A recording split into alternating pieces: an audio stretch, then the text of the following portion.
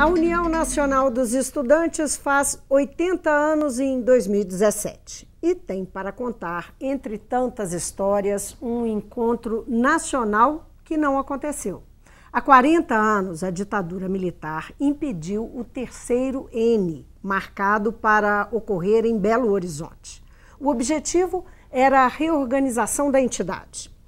A repressão policial prendeu cerca de 800 estudantes, há dúvidas sobre esses números, mas é mais ou menos isso, menos de 1.000 estudantes, no dia 4 de junho de 1977. A data vai ser lembrada em uma reunião especial na Assembleia nesta semana. Conversa comigo o empresário Jânio Bragança, que era o presidente do DCE da UFMG e um dos organizadores do terceiro N. Bem-vindo, Jânio. Obrigado. Jânio, você estava na organização, deve saber responder bem isso. Em 1977, nós ainda tínhamos uma repressão, como se comprovou, uma repressão dos militares forte, né? Nós estávamos ainda em plena ditadura. Por que fazer, sendo que a UNE foi proibida de se reunir, de atuar, por que fazer o terceiro N? Por que tentar reorganizar a entidade naquele ano? Em 69, tem uma tentativa do Congresso de Ibiúna, onde são presos mais de 1.000 estudantes. E é fechada a UNE, né? E esse tempo é muito difícil, né? 70 até 74. 74 nós já temos um período que é chamado do governo Geisel de distensão política. E nós estávamos reorganizando as entidades estudantis. Um movimento diferente do movimento de 68. Então dava para respirar aí nesse mas tinha uma repressão grande nas escolas, né? Cineclubes eram proibidos, existia uma perseguição. Uma vigilância constante, muito forte, né? mas especialmente nas universidades. A gente desafiava esse governo, né? E fizemos alguns encontros dos DCEs do Brasil inteiro, e decidimos fazer o Encontro Nacional de Estudantes em Belo Horizonte, em junho. Nós vamos para a Escola de Medicina, 400 pessoas, para garantir o lugar. E o mesmo tanto ou mais fica do lado de fora, a gente dividiu o pessoal. Estava vindo gente do Brasil inteiro. Do Brasil todo. São Paulo, Bahia, Rio, tem relatos de todo lugar. Do interior de Minas, eram delegados estudantis eleitos para esse encontro. Belo Horizonte vira uma praça de guerra, eles cercam a cidade toda. Todas as entradas da cidade são cercadas. Os ônibus são impedidos de chegar na cidade. Quem é jovem, tem um cabelo um pouquinho grande, tem cara de estudante, era preso, né? Carros de pessoas que vêm da Bahia, do Rio, vários conseguem entrar na cidade. E cria-se dentro da cidade uma grande manifestação contra a prisão que estavam cercados dentro da Escola de Medicina. Que seria o local do encontro. Seria na Escola de Medicina da UFMG, na Avenida Alfredo Balena. Uma turma é presa dentro da Igreja da Boa Viagem, né? Só para entender, a reitoria permitia o encontro? A reitoria, o reitor Cisalpino nos chamou e pediu que a gente desmarcasse o encontro. A gente não aceitou desmarcar. Ele decreta recesso na universidade. E nós mantemos o encontro assim mesmo. O nosso objetivo era forçar o limite e conquistar a liberdade política. Agora, esse grupo que estava dentro da faculdade ficou ali presa. Foi cercado. Ficou preso. Nós fomos cercados pelo exército lá dentro, fomos presos lá dentro. Mas tiveram outros grupos que correram para a Igreja da Boa Viagem e a São José. Em toda a cidade, secundaristas, estudantes. Era o pessoal que tinha chegado que não tinha para onde ir, não podia entrar. Não podia entrar. Nós já tínhamos antes, no mês de maio, feito um ato público pela anistia, no mesmo lugar na Escola de Medicina. A polícia tinha impedido a gente de entrar, a gente forçou a entrar e entrou. A gente fez em Belo Horizonte o primeiro ato de anistia, depois de 69, foi quando Dona Helena Greco falou pela primeira vez em público, sempre gaguejando, Dona Helena Greco. Tinham 5.000 pessoas, fizemos esse ato e depois nós já íamos na sequência fazer o encontro estudantil. Só que dessa vez eles prenderam a gente. E esse pessoal, então, foi todo preso, tanto os que estavam fora, muitos dos que estavam fora e os que estavam dentro. Os de dentro todos. Da faculdade, todos. Todos. Os de fora, a maioria escapou. E aí que se chega nesse número aí, em torno de 800 Então é 400 de dentro e 400 de fora, que fomos presos. Agora, vocês sabiam estimar os riscos que vocês estavam correndo? Era uma coisa consciente ou tinha uma dose assim daquela, enfim, daquela audácia da juventude que às vezes não mede muito consequência? Não, a gente não era ingênuo. A gente sabia que tinha um processo político extremamente limitado no Brasil e a gente lutava para ampliar e para conquistar a democracia. A gente não era ingênuo, mas era ousado, né? E a gente desafiou o regime militar com métodos diferentes. Nós não partimos para a luta armada, né? A gente não apedrejava carro. Você pode pegar fotos, reportagens da época, isso não existia. A gente fazia passeatas na rua, encarava a polícia, entendeu? Mas nunca partimos para o confronto. Nós insistíamos na conquista da democracia. A gente chamava de liberdades democráticas e anistia. Você disse que as prisões ocorreram em torno dos... Nós estamos trabalhando com esse número, 800 pessoas. Esse pessoal foi levado para onde? Inclusive você. Bom, lá no caso, o Exército nos cerca, o Cisalpino negocia com o Exército, fica numa situação difícil. Negocia com o Exército, com o secretário de Segurança, de Educação, né, que nós não seríamos presos. Então, o secretário, salvo engano, José Fernando, que era secretário de Educação do governador Aureliano, ele fala em nome do Aureliano, ele fala que a gente não será preso, não seria preso. E a gente então sai da escola, na hora que a gente sai, o Exército nos coloca dentro de ônibus e nos levam para Gamileira. São todos presos na Gamileira, separam os homens e as mulheres. Eu sou colocado dentro de um carburão, eu e alguns, que eu lembro, eu dentro de um carburão e sou levado para Praça da Liberdade. Tinha ali perto da Secretaria de Obras, tinha um órgão chamado DOI, ou algo parecido. Departamento de Ordem, alguma coisa, sempre tem ordem no meio. E eles me deixam lá preso no carburão de sacanagem, respirando CO2 ali na subida do contorno, com o carro ligado. Depois me deixam no DOI, depois me levam para o DOPS. Você ficou quantos dias preso? Uma semana, mais A maioria ficou esse período? Não, quem fica preso eu e mais alguns ficamos no DOPS, em 2 celas no DOPS, em torno de 5 dias. O que aconteceu depois?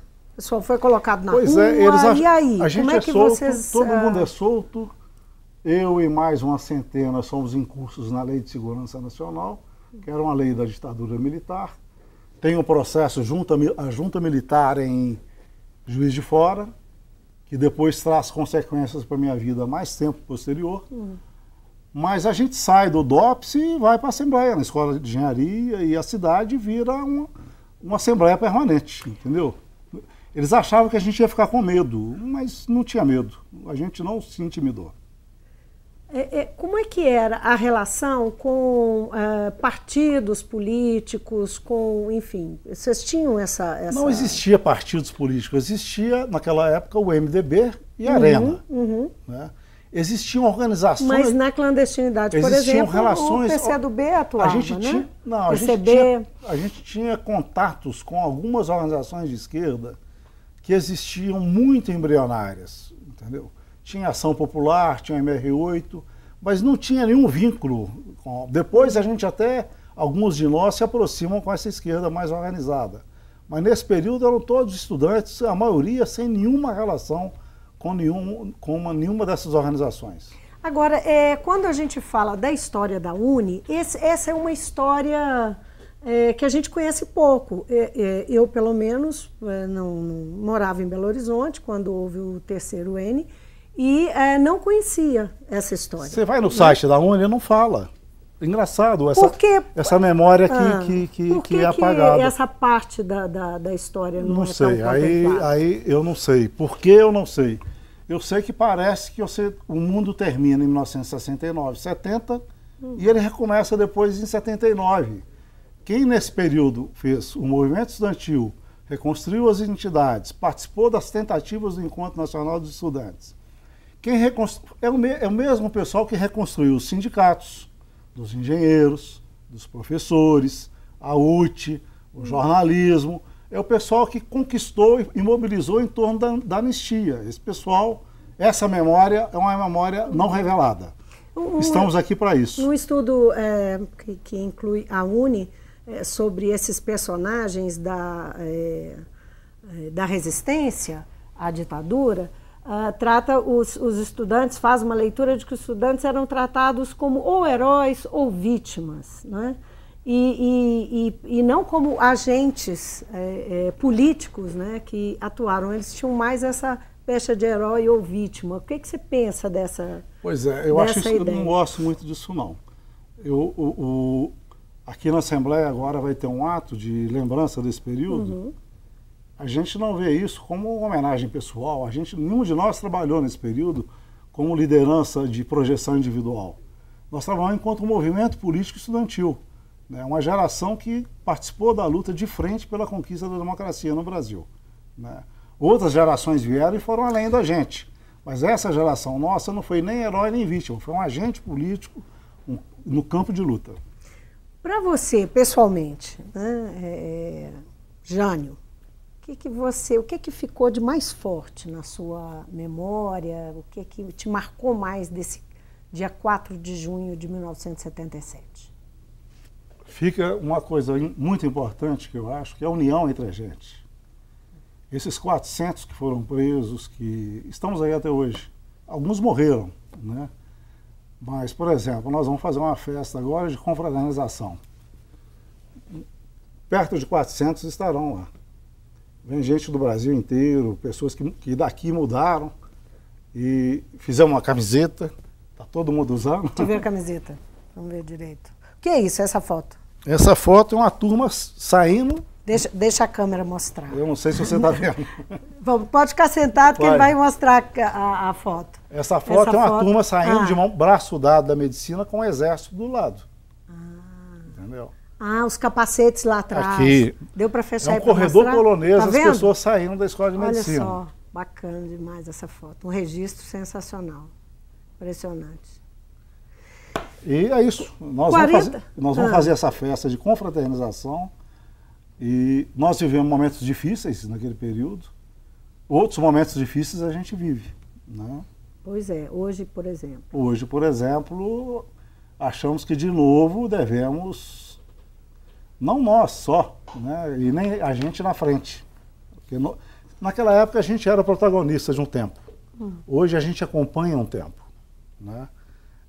Pois é, eu queria saber a sua opinião. Você que viveu, né, aquele período de resistência, de repressão, de um período que nós não tínhamos democracia no país, e nós tivemos aí um processo extremamente difícil, né, para que o país alcançasse democracia, nós alcançássemos a liberdade, a cidadania, e, enfim, isso não se conquista da noite para o dia, né? Foi tudo muito trabalhoso. Neste momento, há quem acredite que nós estamos vivendo alguns estados de exceção, algumas situações de exceção perigosas que podem ameaçar essa democracia que a gente vive. E uma das referências que se faz é a forma como ocorrem prisões, no caso, resultantes da Operação Lava Jato. Enfim, há uma discussão sobre o Estado de Direito e sobre a ameaça a esse Estado de Direito. Qual que é a sua impressão? Eu vejo com preocupação o fato de pessoas serem conduzidas por prisões para prestar depoimento. Uma pessoa que não foi nem intimada, né? A pessoa, se ela foi intimada e se recusou, talvez seja válido. Mas as pessoas são submetidas à condução coercitiva sem ter sido convidadas ou convocadas para prestar depoimento sobre um assunto. As gravações de pessoas sendo divulgadas, coisas íntimas, pessoais, né, que não estão nenhum vínculo com inquéritos. A informação é divulgada sob interesse e não em processo como deveria ser. Isso, para mim, afeta. A ameaça é a liberdade individual, eu não tenho dúvida. Você acha que nós corremos um risco de um retrocesso? Eu não sei avaliar. Acho que a sociedade está bem atenta, né? Acho que a sociedade ela respira. No mínimo, nós temos muito mais informação. Muito mais informação, muitas formas de informação. Hoje a gente usa as redes sociais e a sociedade, eu acho que hoje está meio assustada, né, por um processo que a gente vê um país com denúncias imensas de corrupção. A gente fica assustado com um processo desse, né? Mas politicamente a democracia tem que ser respeitada, consolidada, né? Uhum. E acho que é um desafio também, né? Nada é dado. A UNE está fazendo uma defesa das diretas já, depois, enfim, desses últimos acontecimentos envolvendo denúncias contra o próprio presidente da República, Michel Temer. O que você pensa dessa bandeira que a UNE está levantando nesse momento? Eu acho que é uma bandeira só da UNE, claro. Sem dúvida. É o único caminho que tem para superar uma crise do país, é ter uma regra. E a regra é a democracia. E democracia não é esperteza, né? Não adianta você impedir um presidente ou outro por uma circunstância, né?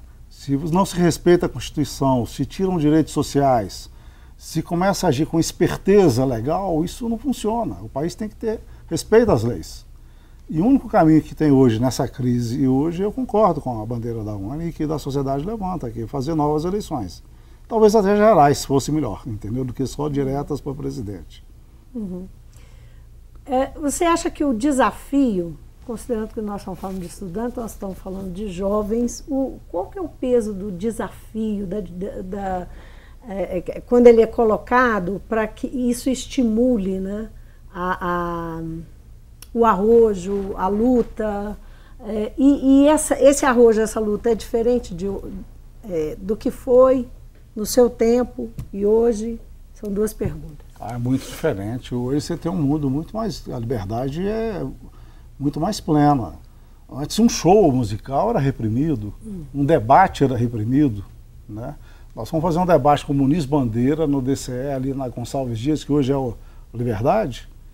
A polícia cercou por causa de um debate, né? Shows musicais do Gonzaguinha encalorado, a polícia vinha atrapalhar a gente. É muito diferente o contexto. 3 parados numa esquina já começava a ser considerado. Se passasse a polícia, já ia. Hoje o grau de liberdade é maior. Então o desafio hoje colocado não é tão básico. O nosso era muito básico, elementar. Hoje é respeitar direitos. Direitos maiores, né? Direito ao emprego, ao salário, à previdência, né? E à liberdade, né? Inclusive individualidade. Então são desafios bem diferentes. Bom, tem uma reunião especial na Assembleia, então nessa quinta-feira, dia 1º, né? Mas também estão programados vários atos comemorativos ao terceiro Enem. Você se referiu aí, um deles é esse encontro, né, na Faculdade de Medicina. Sim, depois tem um debate no Congresso da UNE, a mesa redonda também. Na Escola de Medicina a gente vai fazer no dia 10 de junho, a partir das 18 horas. Vai ser uma festa, uma confraternização. Vai ter música com DJ, vai ter alguns discursos que faz parte, e cerveja e bebida, e reencontro do pessoal. Depois tem uma mesa redonda no Congresso da UNE, que não sei a data, não me lembro da data, acho que é dia 23. E tem vários eventos acontecendo, exposições de revistas, de Qual que é a jornais. importância desse resgate, em fazer toda essa movimentação? É mostrar que existe um período da história que nós existimos, que nós encaramos uma situação difícil, e que situações difíceis nós vamos ter na sociedade brasileira, como temos hoje.